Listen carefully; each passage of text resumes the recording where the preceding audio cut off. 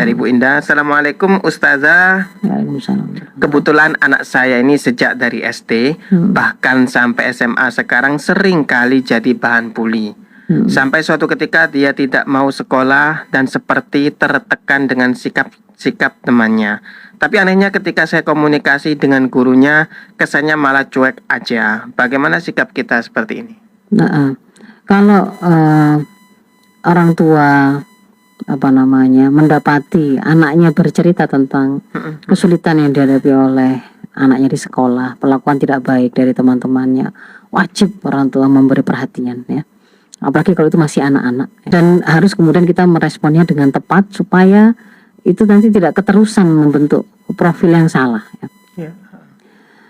Di antara yang kemudian harus sudah terbentuk pada anak-anak kita pada waktu dia sebelum masuk ke usia memayis atau sekolah formal usia SD misalkan begitu ya, sebelum masuk ke situ, di antaranya sudah mulai terbentuk itu kan tentang profil diri, gambaran tentang profil diri, labeling bahwa saya itu anak yang berharga, saya itu anak baik, saya itu anak soleh, saya itu anak hebat, saya itu anak yang disayangi oleh orang tua saya itu anak yang disayangi oleh semua orang. Tidak boleh saya itu kemudian diperlakukan semena-mena oleh siapapun, sebagaimana saya juga tidak boleh memperlakukan semena-mena orang lain. Nah, itu tuh maksudnya seperti itu tuh harus sudah mulai tertanam, ditanamkan prinsip ya kan, gitu ya. tertanam ketika misalkan setiap anak itu kemudian melakukan kebaikan kan, oh pinternya, berarti dia pinter kan gitu kan. Nanti karena dia akan ketemu dengan situasi di mana dia mungkin digoblok-goblokkan oleh orang lain, gitu kan, bisa jadi kan. Ada orang yang mengatakan oh ini begini begitu, misalnya begitu, yang dijelek-jelekan lah atau kemudian direndah-rendahkan. Tapi ketika kemudian dia di rumah, dia itu sudah terbiasa sebelum itu terbangun profil hebatnya.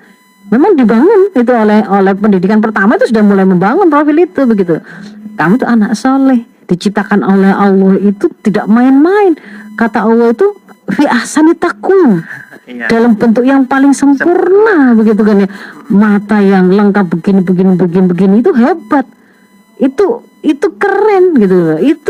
Itu namanya ganteng, itu namanya cantik begitu. Jadi ketika kemudian ada orang yang kemudian menghinanya, kemudian persoalan fisik misalkan, oh kok matanya begini, matanya sipit, oh matanya besar, oh bibirnya tipis, bibirnya ini, rambutnya kriwil atau misal begitu ya. Maka dia sudah mengerti bahwa itu kan ciptaan Allah. Dia itu berarti sedang menghina ciptaan Allah. Ini sesuatu yang sifatnya akidah sebenarnya sudah bisa ditanamkan sejak awal. Termasuk ketika nanti semakin dia besar, kita kan sudah mulai bisa memberikan pemahaman yang sifatnya mulai abstrak. Misalkan inna akramakum indallahi atqakum. Oh, sebenarnya yang keren itu bukan anak-anak yang dia itu sudah punya HP, dibelikan oleh orang tuanya HP-nya ada gamenya apa, atau sepedanya mereknya apa, dia punya mainan apa, sama sekali tidak hebat, tidak hebat. Kalau kata Allah itu orang yang paling baik, yang paling mulia, yang sama Allah itu diposisikan tuh paling bagus, paling tinggi itu yang paling takwa. Yang paling takwa itu yang gimana? Yang paling nurut sama Allah. Disuruh sholat, oh dia ternyata yang paling rajin sholat.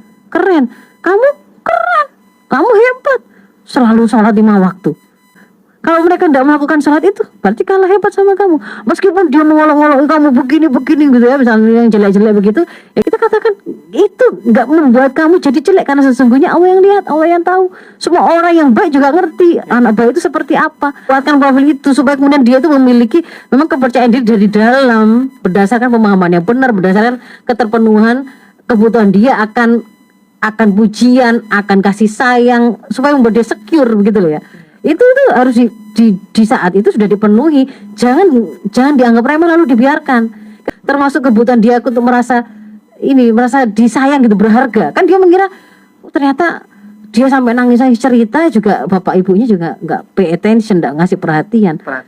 Dia akhirnya kan merasa sendirian. Sudahlah, besok nggak usah cerita lagi.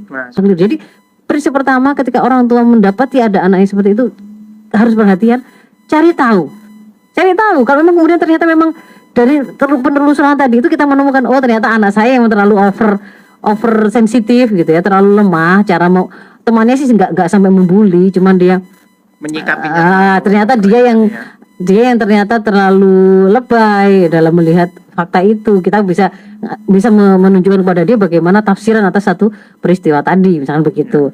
Tapi kalau misalkan ternyata dalam penelusuran kita menemukan, oh iya ini ada yang tidak tepat ini, temannya ini ada yang salah ini, begitu. Maka kalau seperti itu, kita ajari anak kita melawan. Karena itu untuk membuat dia itu memiliki kemampuan untuk memenuhi naluri mempertahankan dirinya dengan benar. Ya. Kalau misalkan nanti itu dia dalam keadaan punya kemampuan fisik, bahkan bisa silat, badannya kuat untuk kemudian melawan, tapi kemudian dia tidak memilih melawan, itu karena kontrol, karena pemahaman, bukan karena ketakutan. Saya tidak melawan karena saya nggak mungkin menang. Nah, itu tidak boleh begitu. Nah, nanti semakin besar begitu kan, ya, semakin besar itu akan kontrol terhadap perilaku itu akan diambil alih oleh pemahaman.